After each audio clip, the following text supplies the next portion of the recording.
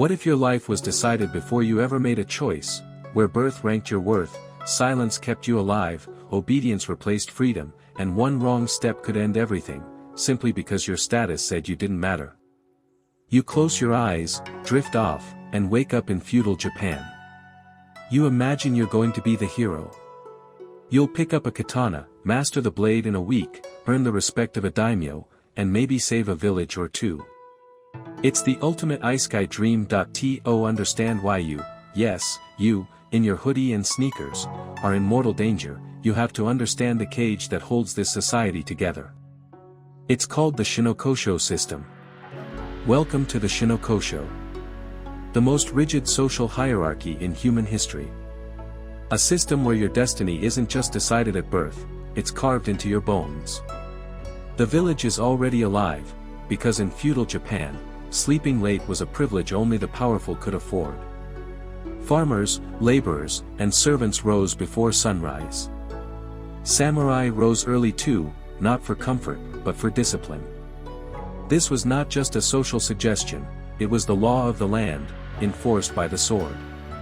Society was divided into 4 primary castes, ranked not by wealth, but by moral purity and utility to the state. Samurai, warriors.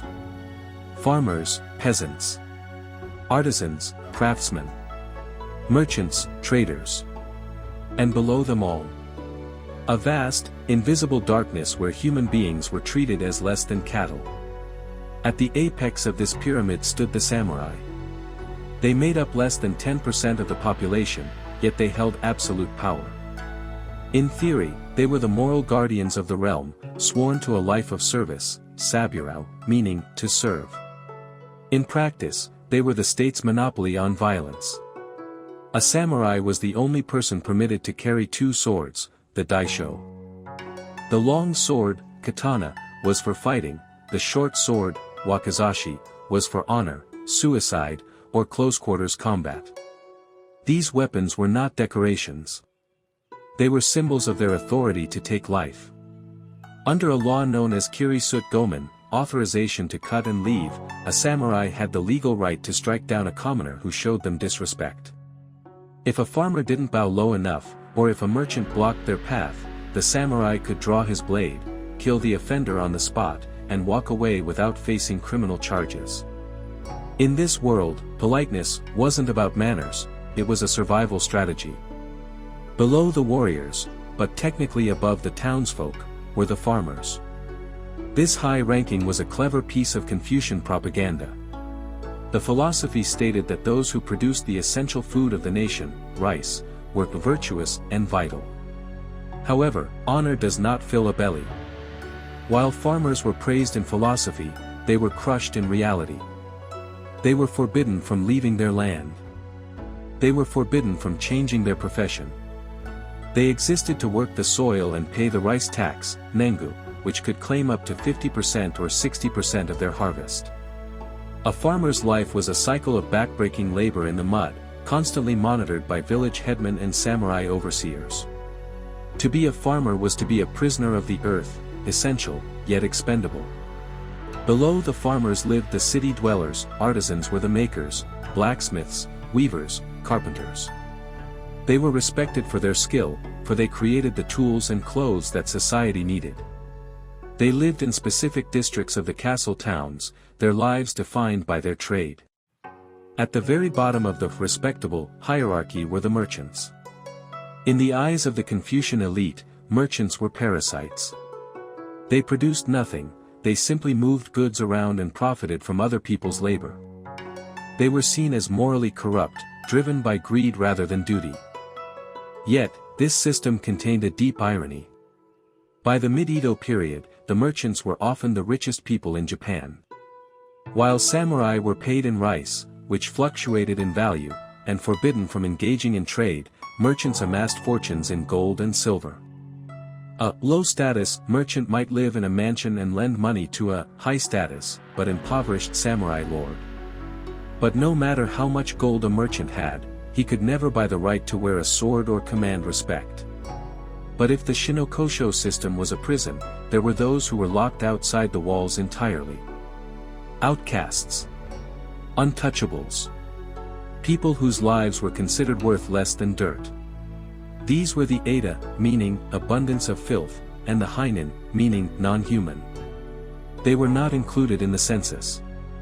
They were forced to live in segregated ghettos, often on undesirable land near riverbanks or execution grounds. Their crime was their connection to death and impurity. They performed the jobs that Shinto and Buddhist beliefs deemed spiritually polluting, butchering animals, tanning leather, burying the dead, and executing criminals. Because they handled unclean things, they were viewed as unclean themselves. If an outcast walked into a town, they could be harassed or beaten with impunity. They were legally discriminated against in ways that stripped them of basic humanity. To be born into this caste was to be born into a life of permanent exile within your own country. You don't get to choose your role. It's assigned at birth. But you weren't born here. In this hypothetical scenario, you have suddenly appeared out of nowhere. You are standing on a dusty road in the Kiso Valley, wearing a hoodie and jeans, holding a smartphone that has no signal. You have no family registry. You have no lord. You have no designated status. In the modern world, being unique is an asset. In feudal Japan, it is a death sentence. The society relied on collective responsibility. If a crime was committed, the whole village could be punished. Therefore, strangers were viewed with extreme paranoia. You immediately become a problem. A suspicious wonder what kind of world was feudal Japan, where a sword needed no reason, a glance could become an offense, and your life could end instantly, not because you were guilty, but because someone above you decided it should. You don't know honorifics. In feudal Japan, language wasn't just a tool for transferring information, it was hierarchy made audible. The Japanese language is built on kigo, honorifics, a complex system of grammar that changes depending on who you are speaking to. If you speak to a samurai, you must use sankigo, respectful language, to elevate him, and kanjugo, humble language, to lower yourself. You cannot simply say, I am here. You must effectively say, this unworthy one deigns to exist in your magnificent presence.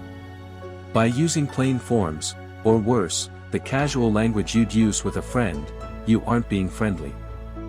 You are dragging the samurai down to your level. In a society obsessed with face, that is a public insult. You don't understand social silence. You talk too much.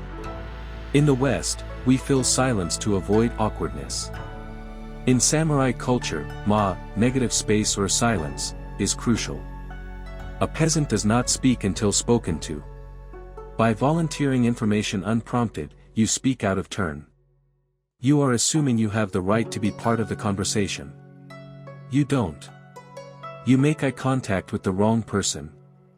You look him in the eye to show sincerity. In 2024, that's honest. In 1624, that's a challenge. Direct eye contact was considered aggressive behavior among unequal ranks.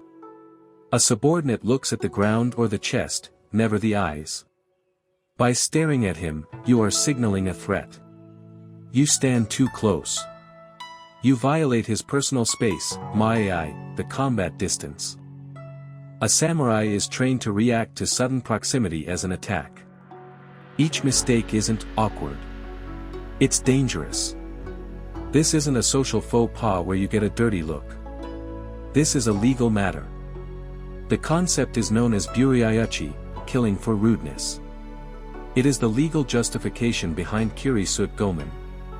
If a person of the samurai class felt their honor was objectively compromised by a commoner's unexpected or rude behavior, they were authorized to strike them down immediately. There was no trial. There was no appeal. If you insulted a samurai's dignity, by not bowing low enough, by blocking his path, or by using the wrong word, he could behead you, report the incident to the magistrate as a justified killing, and go home to dinner. In this world, justice isn't a blind woman holding scales, it's a man holding a razor-sharp blade. A samurai had the legal right to kill a commoner for perceived disrespect. This was called Kiri-sute Gomen, literally, permission to cut and leave. It means exactly what it sounds like. If he cuts you down, he doesn't have to stay to answer questions. No trial. No explanation. No apology. He is the judge, jury, and executioner, all in the blink of an eye. In feudal Japan, rice wasn't just food, it was currency.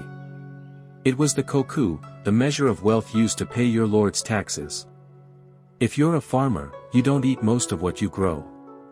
It goes to the granaries of the daimyo. What's left for you? Millet and barley, coarse, rough grains that scratch the throat. Radish leaves, often dried and used to bulk up thin porridges. The leftovers, broken grains mixed with heavy amounts of water. There is no convenience store around the corner. No restaurant menu. No choice. In the modern world, we eat for pleasure. In feudal Japan, you eat for the calories required to survive another day of backbreaking labor. Your diet is seasonal and punishingly repetitive. Protein, meat is rare. Due to Buddhist influence and the high cost of livestock, eating four-legged animals is often taboo or illegal. You might catch a small fish or gather insects, but for most, protein is a ghost. Flavor, sugar is almost non-existent, a medicinal luxury for the elite.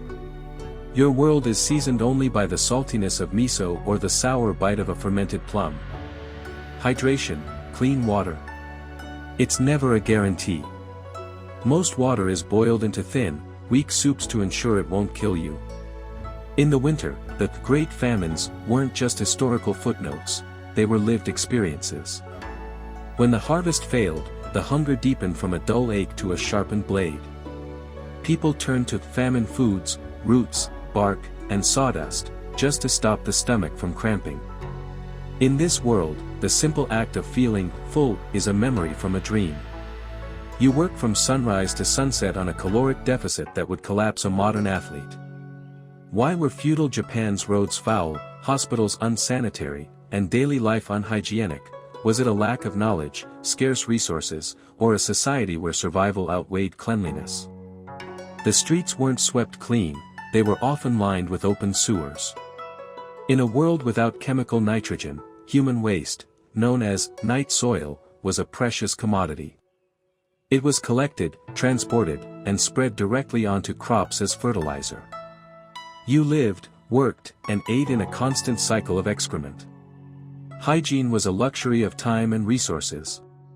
While communal bathhouses existed in cities, bathing wasn't a daily ritual for the rural poor. There was no soap as you know it. Instead, people used rice bran or powders that struggled to cut through the grime of manual labor. If you were a farmer, your life was defined by the earth. From dawn until dusk, you were bent over fields, barefoot, exposed to the elements. Sunburn, cracked skin, and deep blisters were not injuries, they were badges of your existence. Every muscle ached, every joint protested, but the work never ceased. Craftsmen fared no better. Their hours stretched endlessly, often by flickering lamplight, perfecting their trade. There was no concept of a work-life balance, only the work itself. If you were truly unlucky, you might be conscripted into labor service. Imagine building roads, massive castles, or fortifications under brutal conditions. No weekends. No labor laws. No safety gear. Pain wasn't something to complain about, it was an expected companion.